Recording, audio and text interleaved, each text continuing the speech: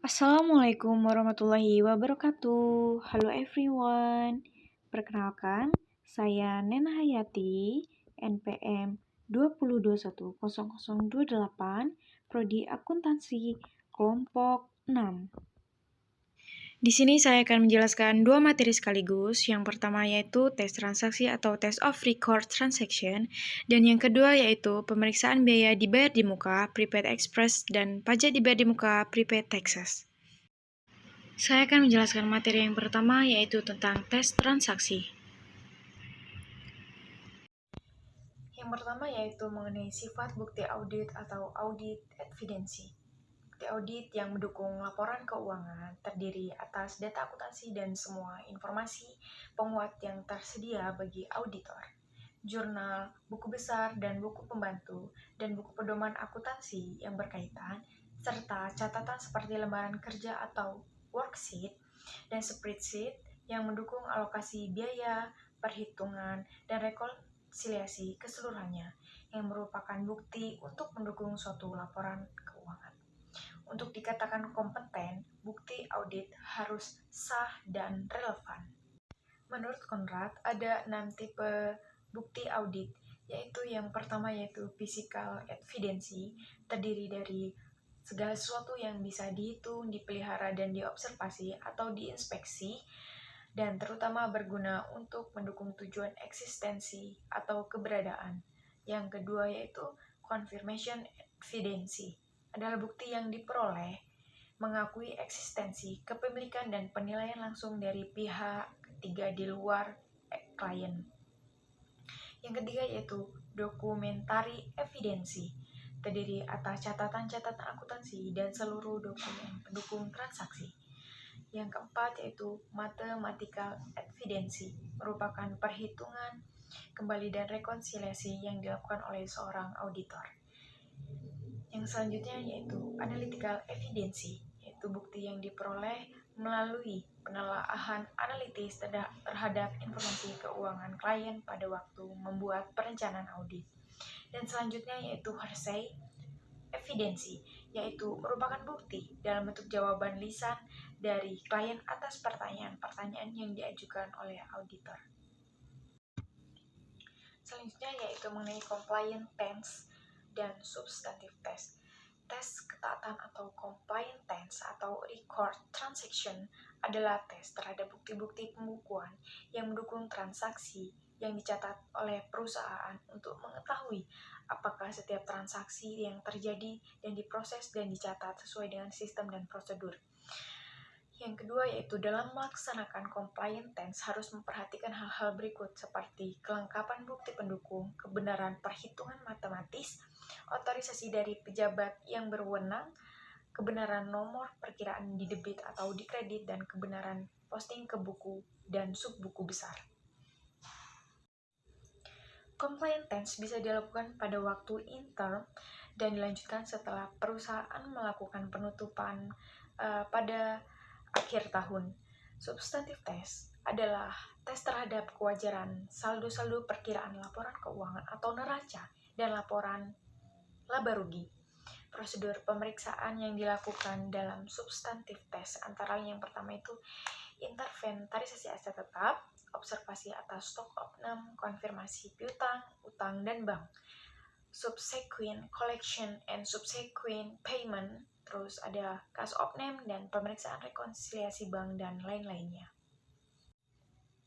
Cara pemilihan sampel yang sering dilakukan itu diantaranya yang pertama itu random atau judgment, yaitu teknik sampling pemilihan sampel dilakukan secara random dengan menggunakan judgment atau pertimbangan si akuntan tersebut. Terus yang kedua itu seperti blocking sampling, seperti dalam hal ini itu auditor memilih transaksi ke dalam beberapa kelompok di bulan-bulan tertentu sebagai sampel. Nah, misalnya bulan Januari, Juni, dan Desember.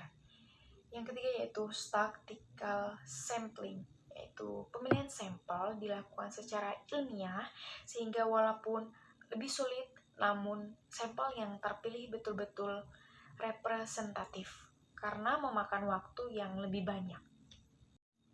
Dalam pembahasan mengenai tes transaksi yang sudah saya paparkan, dapat ditarik kesimpulan, yaitu dalam bukti audit harus sah dan relevan. Keabsahan itu sangat tergantung atas keadaan yang berkaitan dengan pemerolehan bukti-bukti tersebut. Karena pada dasarnya bukti audit berpengaruh pada kesimpulan yang diambil oleh seorang auditor untuk memberikan pendapat atas pelaporan keuangan yang diauditnya. Begitu pula pada saat pemilihan sampel itu harus sesuai dengan yang telah ditentukan untuk mempertimbangkan waktu dan biaya yang telah dihabiskan dalam pemeriksaan yang dilakukan dalam audit tersebut. Selanjutnya saya akan memaparkan mengenai materi yaitu pemeriksaan biaya dibayar di muka atau prepaid express dan pajak dibayar di muka atau prepaid taxes. Pengertian biaya dibayar di muka menurut standar akuntansi keuangan. Biaya dibayar di muka dimaksudkan sebagai biaya yang telah terjadi, yang akan digunakan untuk aktivitas perusahaan di masa yang akan datang. Bagian dari biaya dibayar di muka yang akan memberikan manfaat untuk beberapa periode kegiatan diklasifikasikan sebagai aset tidak lancar. Contoh dari perkiraan biaya dibayar di muka adalah yang pertama yaitu premi asuransi, yang kedua yaitu sewa dibayar di muka untuk masa 1 tahun yang akan datang, dan biaya lain-lain yang dibayar di muka, misalnya biaya iklan di radio, televisi, berdasarkan kontrak, barang-barang untuk dipromosikan. Selanjutnya yaitu pajak dibayar di muka, adalah pajak yang dibayar oleh perusahaan setiap bulan atau dipotong atau juga dipungut oleh pihak ketiga dan akan diperhitungkan sebagai kredit pajak di akhir tahun atau untuk pajak penghasilan atau di akhir bulan atau untuk PPN. Contoh dari pajak dibayar di muka yaitu pada PPh 22 yaitu dari impor barang, PPh 23 dari bunga, dividen, royalti, dan manajemen fee, dan PPh 25 yaitu setoran masa pajak penghasilan, dan PPN masukan seperti pajak pertambahan nilai yang dipungut oleh pengusaha karena pajak pada waktu perusahaan membeli barang atau jasa kena pajak. Selanjutnya yaitu tujuan pemeriksaan atau audit objektif, biaya dan pajak dibayar di muka. Untuk memeriksa apakah terdapat internal kontrol yang cukup baik atas biaya dan pajak dibayar di muka. Selanjutnya yaitu untuk memeriksa apakah biaya yang mempunyai kegunaan untuk tahun berikutnya sudah dicatat sebagai biaya dibayar di muka, dan untuk memeriksa apakah biaya dibayar di muka yang mempunyai kegunaan untuk tahun berjalan telah dicatat atau dibebankan sebagai biaya tahun berjalan. Selanjutnya untuk memeriksa apakah pajak dibayar di muka didukung oleh bukti setoran pemungutan pajak yang sah dan lengkap sehingga bisa diperhitungkan sebagai kredit pajak akhir periode. Selanjutnya itu untuk memeriksa apakah penyajian biaya dan pajak dibayar di muka dalam laporan keuangan sesuai dengan standar akuntansi keuangan Indonesia seperti SAK, ETAP, dan IFRS. Beberapa ciri internal kontrol yang baik atas biaya dan pajak dibayar di muka adalah yang pertama yaitu setiap pengeluaran untuk biaya dan pajak dibayar di muka diotorisasi oleh pejabat perusahaan yang berwenang. Setiap pengeluaran untuk biaya dan pajak dibayar di muka didukung oleh bukti-bukti yang sah dan lengkap. Selanjutnya yaitu prosedur pemeriksaan biaya dan pajak dibayar di muka yang disarankan.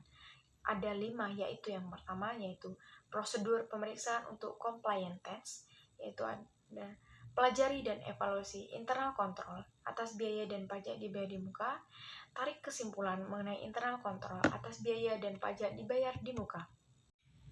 Yang selanjutnya yaitu prosedur pemeriksaan substantif prepaid advertising. Yang pertama minta rincian prepaid advertising per tanggal neraca. Yang kedua itu cek footing dan cocokkan saldo akhir prepaid advertising ke buku besar dan saldo awal kertas kerja pemeriksaan tahun lalu. Ketiga, periksa bukti pembayaran dan surat perjanjian untuk iklan TV, radio, billboard, dan bukti pembelian atau untuk barang-barang souvenir.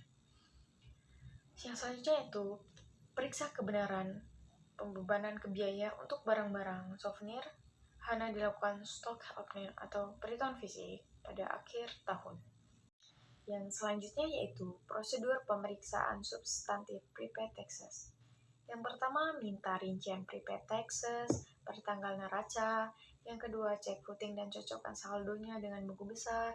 Yang ketiga itu untuk pajak penghasilan, bandingkan angka prepaid taxes di rincian dengan SPT PPh badan.